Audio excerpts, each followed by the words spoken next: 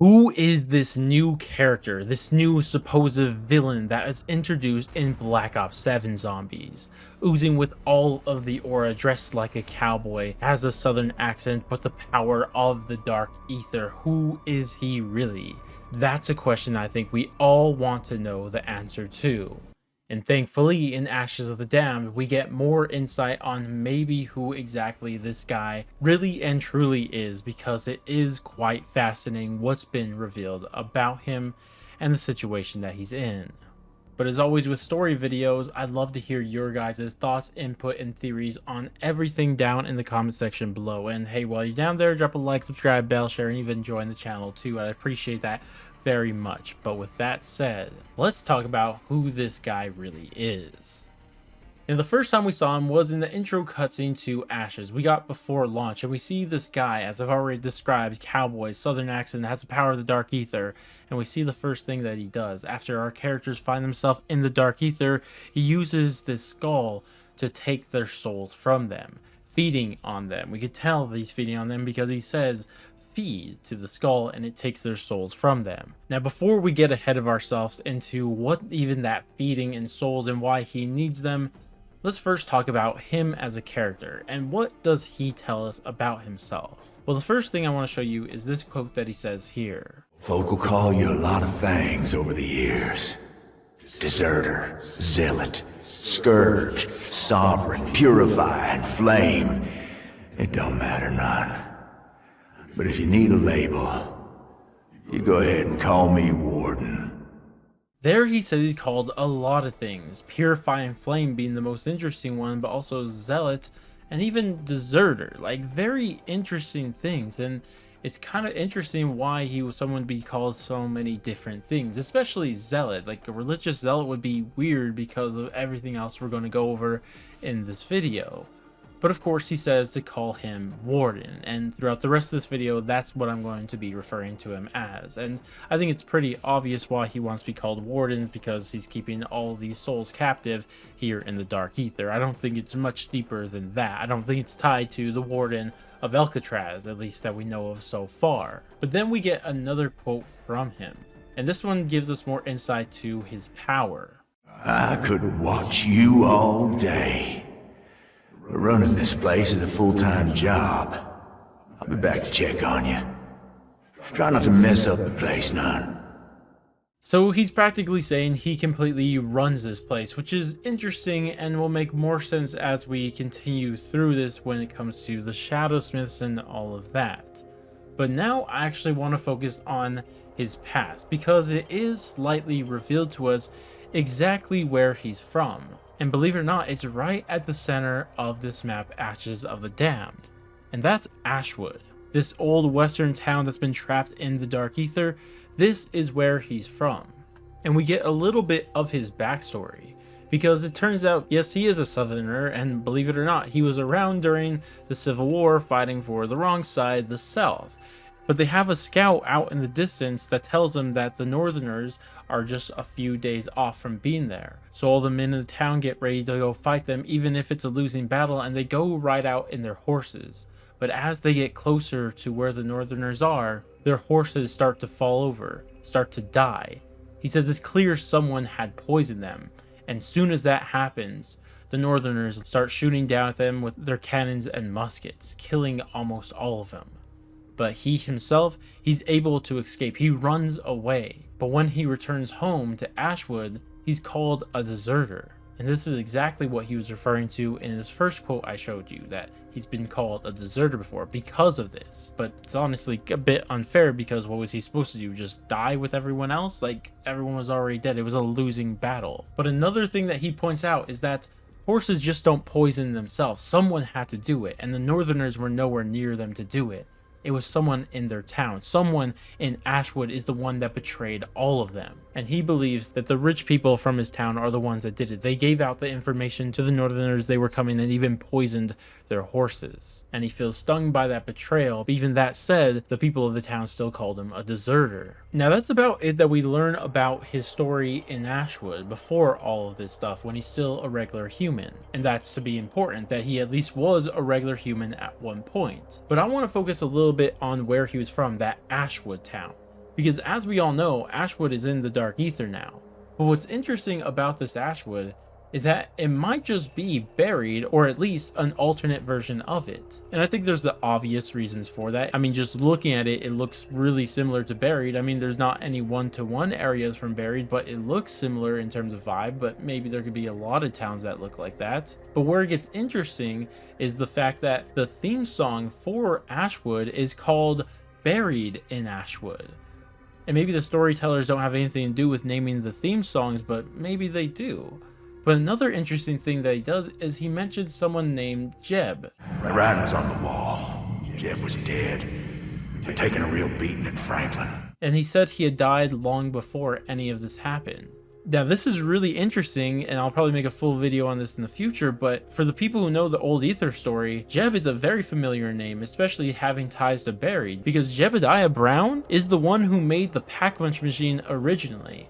And I'm curious if that's who he's talking about here, because for the longest time people were theorizing that maybe he was Jebediah Brown, but considering he mentions some other Jebediah, it sounds like maybe that's not the case after all. But regardless, it still ties us all to Buried, or at least an alternate version of it. But just because the Warden was from Ashwood, it doesn't explain why it's in the Dark Ether. Why is Ashwood there? Well, to be completely honest with you, what it seems like is that he did that to punish them for treating them the way that he did. I mean, you remember that not only did he get betrayed by the leaders of the town, but when he returned to it, all of the regular people also called him a deserter. So it seemed like he wanted some revenge, and it seems like he's the reason why it was pulled down here. And he did it just to punish them, just to get his revenge against them. And I think this is the case because if you look at all the other points of interest that were brought into this place, they have significance. Because if you go to the Cosmotron during the Easter egg, we free the souls from there. Same thing with the diner, same thing with Blackwater. Now obviously Spawn is Janus Towers, and that's tied to our character, so there's that tie-in to why that's there. But the one area that doesn't have any souls that he wanted for whatever reason, we'll get into that in a bit, was Ashwood. And it seemed like he just brought it down here to punish these people. And there's further reason to believe this because if you listen to the radios from the people in Ashwood, you hear that there is a fire that is constantly burning. No matter how much water they use, they cannot turn it out. And they think that someone who is in charge of this place is the one stoking these flames over and over again. And who is that? That's of course the Warden. And that's all the information that we have on the backstory of his Ashwood story. But now I want to focus on why he's doing what he's doing. Because as we mentioned earlier, the first time we ever saw him, he took the souls of all 8 of our playable characters, but the question is why? Well, thankfully the entity explained this to us in the midway through cutscene. Because we hear that the Warden wants the souls of people who have been touched by something powerful. And we know for the Requiem characters, this is the Sentinel artifact. That's what they were touched by. And then we also know from Dempsey, this is the Disciple injection. That's what touched them. Something powerful touched their souls and made them valuable to the Warden. But what is he really doing with these souls? But we'll come back to that because these are all going to tie in. But another question that comes from this is where is his power to even do this coming from? Because we know he's powerful. We know he's running things. That's what we started off this video with, that the fact that he's able to run this entire Dark Ether. So the question is, where does his power come from? Well, in that same midway through cutscene, we also hear an answer to that. We hear the entity tell us that he draws his powers from the Shadowsmiths, some all-powerful characters. And I really want you guys to understand how powerful they are. A weaver of the fabric of this place, from the memories it contains. I have always been here. I am a Shadowsmith. The weavers of this place. They have always been here. That's who the Shadowsmiths are. They are some all-powerful characters, and the Warden was able to subdue them under his domain, and he's using their power, and not just this Shadowsmiths, but multiple Shadowsmiths, in order to use their power to do what he's doing. That's where his power comes from, the Shadowsmiths. And I think on top of getting this answer to where his power comes from, may also explain why he needs the souls, because we know that he's feeding on these souls, but what's he feeding on them for? Well, I think it was answered in that ending cutscene also, because in that ending cutscene, we see that it's not the Warden, but this Shadowsmith is the one that had the souls of Maya and Dempsey. So to me, this is telling me that he's using those souls to further control the Shadowsmith, to subdue them, keep them under his control, and this might be why he's constantly feeding on souls. This is why we hear that it's not just our 8 characters, but it's all the characters on the maps that we hear their souls, whether it be Yuri or the people at the diner or the director or any of these people. He constantly feeds on their souls so he can continue to subdue the Shadowsmiths. That's why he's doing it. This is why we hear that he's always lying to people to trick them to bring not only their souls but other people's souls into the Dark Ether. And this is what we hear in the radios from the Cosmodrome area. We hear the Warden talking to Yuri, trying to convince him to mess up the rocket launch, and this is exactly what brought this area and these people into the Dark Ether. But also probably what happened with why the Requiem characters are even in the Dark Ether to begin with. Who Panos was talking to throughout the entire Black Ops 6 story was probably the Warden, and because of whatever he did in Reckoning, he's the reason why our characters were brought into the Dark Ether. And he does this all because he wants those souls that are valuable to him to subdue these Shadowsmiths so he can continue to have the power that he does. That's why he continues to collect souls and why he's not satisfied, because he needs them in order to keep his power. Now, I don't know if that's 100% exactly what's happening. I could be missing on the details here, but how else do you explain what we're seeing with our own eyes? But even if that really does answer the question of how he continues to keep the Shadowsmiths under his control, the question is, how did he do it to begin with? Because we already realized that these Shadowsmiths are super powerful, right? We all agree with that. And he was just a human that was branded a deserter. Somehow ends up in the Dark Ether, which we have no idea how that happened. Maybe it has something to do with Jebediah, you know, whoever he was referring to, but we don't really know. But on top of now entering into the Dark Ether, somehow he's able to subdue Shadowsmiths, as we already realize are some of the most all-powerful characters in the Dark Ether. How did he do that? That's something that's still not answered, and I'm so curious how a random human was able to do this, because it seems like we understand how he's keeping them under his control, but how did he get that control to begin with?